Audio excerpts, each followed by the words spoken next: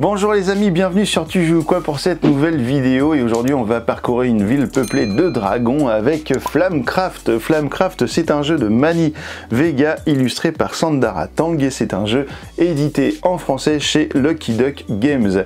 Et ben écoutez, c'est un jeu pour 1 à 5 joueurs pour 10 ans et plus et pour une partie d'environ 60 minutes. On découvre comment ça fonctionne tout ça et on se retrouve juste après pour les avis. À tout à l'heure.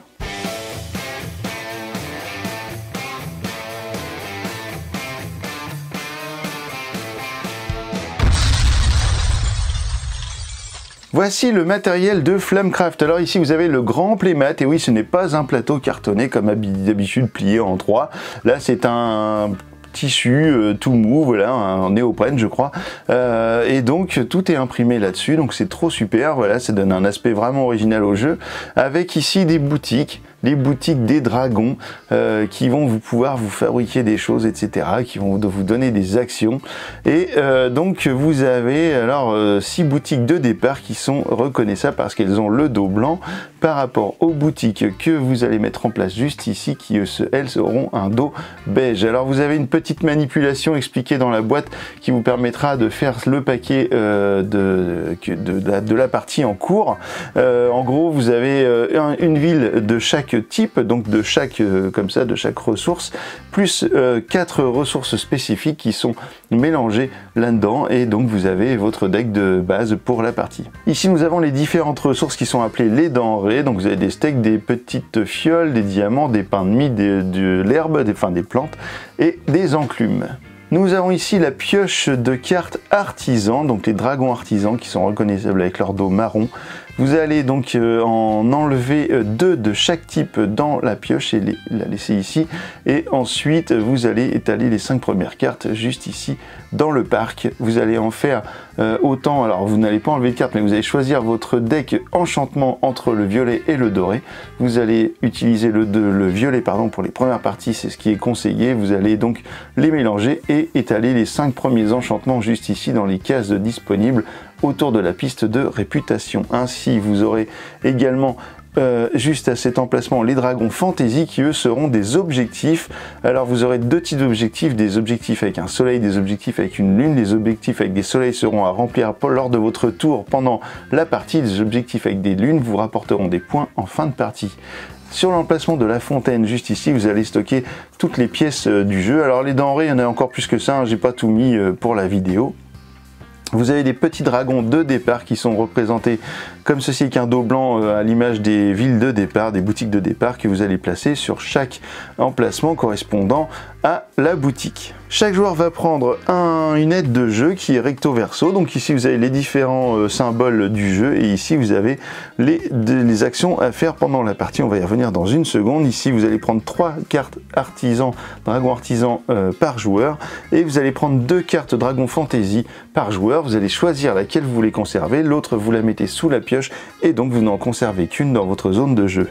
Vous allez prendre également votre petit dragon en bois qui va correspondre à votre couleur et vous êtes prêt à jouer. Ah non, j'ai encore oublié un truc, les petits cœurs qui sont juste ici aux couleurs des joueurs, qui sont les marqueurs de points sur la piste de réputation, à savoir qu'ils sont un verso avec marqué 50. Lorsque vous ferez le tour de la piste et que vous marquerez plus de 50 points, eh bien vous retournerez le petit cœur comme d'habitude avec les pions sur les pistes de score. Quel est le but du jeu? Eh bien vous allez devoir marquer le plus de points de cœur, alors des petits cœurs, donc c'est les points de réputation, et vous serez donc déclaré vainqueur lors de la fin de la partie, si vous êtes évidemment celui qui a le plus de cœurs, le plus de points sur la piste des scores. Alors comment ça va se passer pour faire tout ça? Déjà on va faire la première action qui sera possible, qui sera l'action collecter. Donc vous aurez 2 actions que vous pourrez faire dans le jeu, soit collecter, soit échanger. On va commencer par collecter donc et vous allez prendre votre petit meeple, vous allez le placer sur n'importe laquelle des boutiques de départ et collecter donc les denrées qui s'y trouvent. Imaginons que je le mette juste ici sur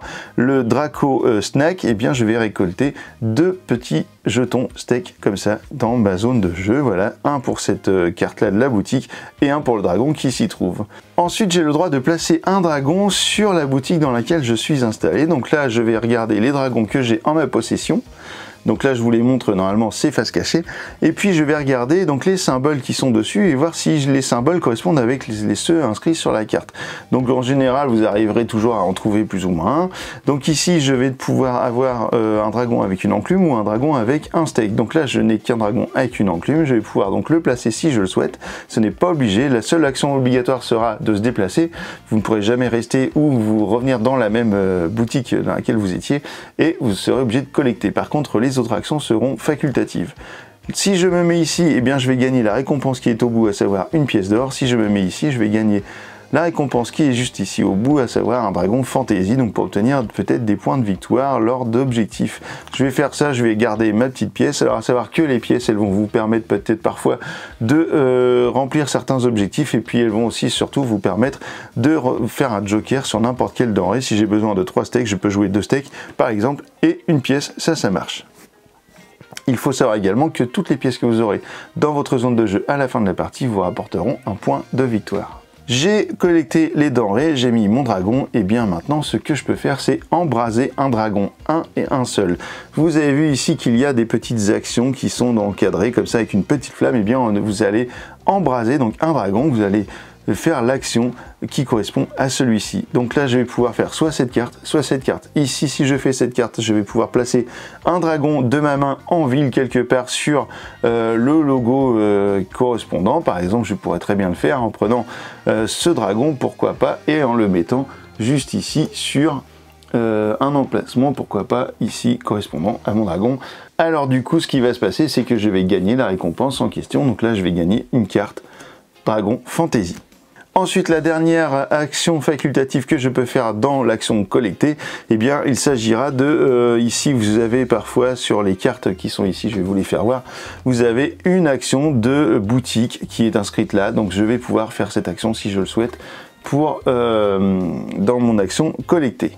On va s'arrêter là pour ce joueur avec l'action collectée, il a fini son tour, donc qu'est-ce qu'on va faire? Eh bien on va refaire une petite mise en place. Si vous avez pris des dragons ici, eh bien vous allez remplir la jauge du parc, vous allez en remettre dans le parc, et si vous avez pris un enchantement, eh bien vous allez remettre l'enchantement pour en faire 5 pour le prochain joueur. On va faire une action également de collecter avec l'autre joueur qui va par exemple aller juste ici pour prendre une petite fiole grâce à la boutique et une autre petite fiole grâce au dragon qui s'y trouve.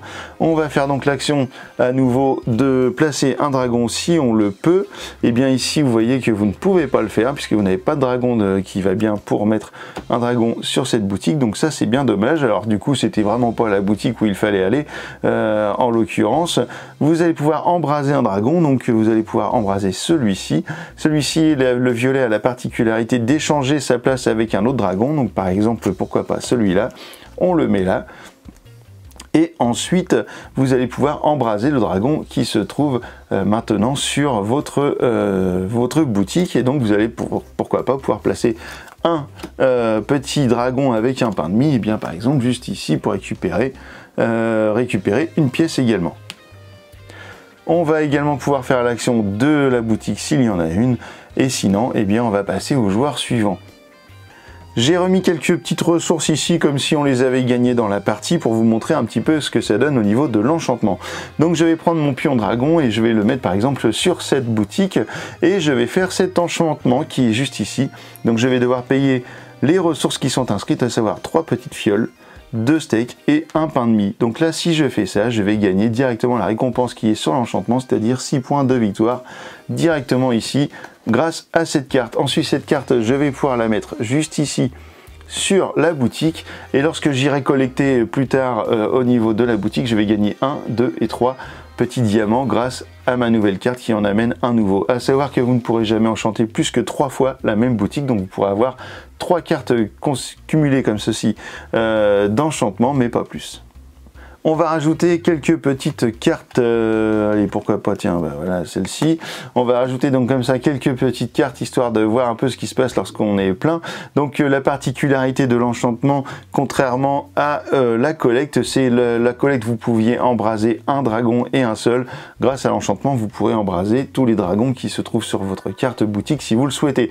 Donc ici par exemple, vous pourrez prendre eh bien 3 denrées différentes grâce à cette carte. Ici vous pourrez prendre 2 denrées correspondant à l'un des dragons sur la carte boutique, et vous pourrez également reprendre 3 denrées différentes grâce à ce dragon. Donc ça c'est pas mal pour récupérer un petit peu de matos pour pouvoir faire des enchantements. À la fin du tour du joueur, eh bien vous allez remettre une carte enchantement ici sur un nouvel emplacement. Alors il faut savoir une chose, c'est que lorsque vous avez complété comme ceci tous les emplacements d'une carte boutique, eh bien vous allez en prendre une nouvelle que vous allez placer face cachée sur un des emplacements boutiques autour du jeu, et lorsque vous aurez terminé votre tour, que vous aurez pris les ressources, etc., eh bien vous allez la retourner, et cette boutique sera maintenant disponible pour tous les joueurs lors des prochains tours. Il faut savoir également une chose sur les denrées, c'est qu'à la fin de votre tour, vous ne pourrez jamais avoir plus que 7 denrées de chaque type dans votre zone de jeu. Ça paraît beaucoup, mais on y arrive vite. Et puis, vous ne pourrez jamais avoir plus de 6 cartes dragon dans votre main. Lors de votre tour, si vous en avez la possibilité, vous pourrez remplir un objectif soleil si vous en avez dans votre main. Comme par exemple ici, si les 6 types de dragons occupent 2 boutiques, eh bien vous gagnez 6 cœurs. Donc il faudra avoir les 6 dragons différents dans 2 boutiques pour pouvoir gagner les 6 cœurs. Si le cas se présente, vous dites, eh bien moi j'ai rempli mon objectif et je gagne 6 cœurs. Mais par contre, vous ne défaussez pas la carte, vous la gardez dans votre zone de jeu, car il y a parfois des objectifs de fin de partie qui cumulent les différents dragons que vous aurez dans votre zone de jeu, y compris ceux qui auront déjà été joués. Lorsque vous aurez épuisé complètement la pioche de dragon artisan ou la pioche d'enchantement, eh bien vous déclencherez la fin de partie qui vous permettra de faire un dernier tour, y compris pour la personne qui a déclenché la fin de partie. Et ensuite, à l'issue de ce dernier tour, eh bien vous allez compter les points. Tous les points qui seront dans votre, toutes les pièces qui seront dans votre zone de jeu vous rapporteront 1 point par pièce, en plus des points déjà inscrits sur la piste de score pendant la partie. Et vous allez également regarder tous les objectifs qui auront une petite lune dans le coin supérieur haut à droite pour compter les points amenés par vos cartes objectifs, donc les cartes des dragons fantasy. À l'issue du comptage des scores, s'il y a égalité, eh bien c'est le joueur qui aura le plus de dragons artisans dans sa main qui va gagner la partie. S'il y a encore égalité, ce sera le joueur qui aura le plus de denrées dans sa zone de jeu, et si c'est encore égalité, et ben alors tant pis pour vous, il n'y aura pas de gagnant, tout le monde méritera de gagner la partie, et ce sera comme ça. Vous avez dans la boîte des petites cartes comme ceci, ce sont des cartes compagnons qui sont une règle optionnelle. Donc lorsque vous voulez jouer avec cette variante, eh bien vous allez distribuer un compagnon à chaque joueur, et ce compagnon va vous apporter un pouvoir que vous pourrez utiliser une seule et unique fois pendant toute la partie. Lors d'un de votre tour, vous l'utilisez, vous retournez la carte et c'est fini, on n'en parle plus. Certains petits compagnons vous rapportent quand même quelques petites choses au début de la partie. Donc ça c'est plutôt sympathique comme bonus de départ. Et bien voilà, vous savez tout maintenant, on se retrouve dans un instant pour mon avis sur Flamecraft, à tout de suite. Et bien voilà, vous savez maintenant comment fonctionne Flamecraft. Alors qu'est-ce qu'on en a pensé? Et bien déjà, le design du jeu peut paraître vraiment très enfantin. C'est un jeu, on pourrait dire, c'est un jeu pour enfants quand on le voit comme ceci dans une boutique. Et bien non, en fait c'est bien un jeu pour adultes ou enfants, quand même à partir de 10 ans c'est le bon âge, car le jeu paraît comme ça très joli, machin, mais c'est quand même pas si simple que ça pour des enfants.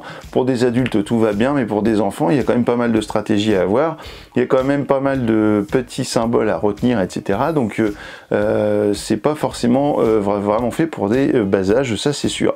Peut-être que 8-9 ans, si vous avez des enfants habitués à jouer à des jeux, ça passe, mais par contre 10 ans c'est quand même mieux.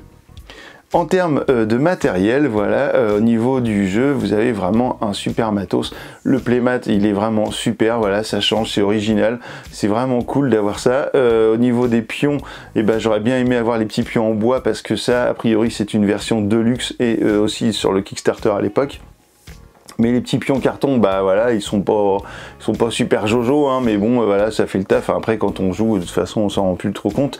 Mais par contre, au niveau de tout le reste du matos, et bah c'est vraiment super. Les cartes, elles sont super bien. Les cartes boutiques, elles sont grandes et tout est bien. Tout est vraiment cool. Les pions dragons en bois sont vraiment super. Donc vraiment, au niveau du matos, les aides de jeu sont juste géniales. Il y a toutes les informations qui sont dessus pour jouer, et c'est vraiment trop bien. C'est un grand format, c'est clair et tout, c'est trop bien. Les règles sont parfaitement écrites, il y a plein d'exemples, c'est très grand, c'est très aéré, il y a plein de photos, donc on comprend très vite le jeu. Vous avez vu, c'est très simple à expliquer, donc ça c'est un autre bon point. Le jeu, vous allez prendre très peu de temps pour expliquer ça à des gens qui ne connaissent pas le jeu. Alors, vous avez deux actions, collecter et enchanter. Vous avez quelques petites actions facultatives après collecter, vous avez une action facultative après enchanter. Il y a les histoires d'objectifs, le soleil pendant la journée, enfin pendant la partie, et puis la lune à la fin de la partie. Et voilà, vous savez, le jeu, il est très simple. Il est très simple, mais il n'est pas si simple que ça lorsque vous jouez, puisqu'il va falloir quand même réfléchir, faire les bons choix, aller chercher les bonnes denrées, ne pas épuiser la pile de dragons artisans trop vite, car ça c'est l'erreur que l'on fait évidemment au début de partie, c'est que la pile de dragons, vous allez taper dedans pour avoir des denrées, pour aller collecter, et en fait, vous allez voir que plus vous allez chercher des dragons, et moins il y en a, et puis plus ça va vite, puis vous allez vous retrouver avec beaucoup de cartes enchantement et vous allez très vite déclencher la fin de partie. Donc attention à ça, et vous avez même d'ailleurs un mode solo qui vous permet de scorer à différents levels pour savoir si vous êtes un maître dragon, etc. Et vous allez donc pouvoir vous entraîner à faire les bons choix, à choisir les bons enchaînements, etc. Parce que vraiment ce jeu mérite d'avoir plusieurs parties pour arriver à comprendre et à faire les bons enchaînements. Au niveau de la rejouabilité, eh bien vous avez des cartes violettes pour les enchantements et vous avez des cartes dorées, donc là c'est cool, vous allez pouvoir changer de paquet voilà, entre les parties, donc ça c'est plutôt sympa. Vous avez tout un tas de dragons artisans que vous avez dans la boîte, puisque vous allez en enlever également suivant le nombre de joueurs, donc ça c'est bien aussi, vous avez pas mal de dragons. Les boutiques, vous en avez beaucoup. Alors par contre, ce que je trouve un petit peu dommage, c'est les boutiques de départ, puisqu'en fait, si vous vous arrêtez à la mise en place du jeu telle qu'elle est décrite, eh bien vous allez avoir tout le temps les mêmes 6 boutiques de départ sur 12 emplacements. Et du coup, c'est un petit peu chiant d'avoir tout le temps les mêmes boutiques de départ. Donc c'est fait aussi pour que vous permette d'avoir une évolution peut-être plus rapide dans le jeu. Mais en fait, je pense qu'il est quand même sympa de temps en temps de virer quelques boutiques de départ et puis de les remplacer par quelques boutiques de la boîte de jeu, donc comme ça pour avoir un petit roulement et avoir un début de partie différent. Un truc que je n'ai pas trop aimé dans ce jeu par contre, c'est les pouvoirs des dragons artisans, puisque vous avez 6 types de dragons artisans, pardon, puisqu'il y a un type de dragon artisan qui correspond à une couleur par rapport à une denrée. Donc chaque dragon de la même couleur, qui correspond donc à, par exemple, tous les dragons qui correspondent à la denrée steak, par exemple, ou diamant, eh bien, ils ont tous les mêmes pouvoirs. Donc ça, c'est dommage parce que les dragons ont des noms différents, etc. Mais par contre, ils ont tous le même pouvoir. Et ça, c'est un petit peu gênant parce que, du coup, eh bien, vous vous retrouvez dans des cas de figure où parfois vous avez 3 dragons de la même sorte sur une boutique et vous allez lorsque vous allez faire l'action enchanté par exemple, et bien vous allez avoir 3 fois le même embrasement, donc ça ça peut être un problématique. Je trouve dommage que les dragons, en fait, qu'il y ait eu un type de pouvoir par rapport à une couleur, ça aurait été cool, mais par contre que le pouvoir ne soit pas le même d'une carte à l'autre, parce que ça du coup en fait c'est un petit peu chiant. Moi j'aurais bien aimé avoir des pouvoirs différents pour que ça ramène de la rejouabilité et de l'envie comme ça d'aller chercher tel ou tel dragon, parce que celui-là il est plus sympa que l'autre. Ouais. Donc voilà, ça je trouve que c'est dommage dans le jeu. Cela n'empêche que le jeu est quand même très réussi et vous allez forcément passer un bon moment avec Flamecraft Sand, et j'en suis sûr. En tout cas, essayez-le dans un bar à jeux, essayez-le dans une ludothèque, et puis vous ferez votre propre idée. Vous aurez peut-être l'envie, sûrement, j'en suis sûr, de vous procurer peut-être une boîte de Flamecraft, parce que moi j'ai très envie d'y rejouer. Et donc écoutez, maintenant que vous savez tout sur Flamecraft, alors, tu joues quoi.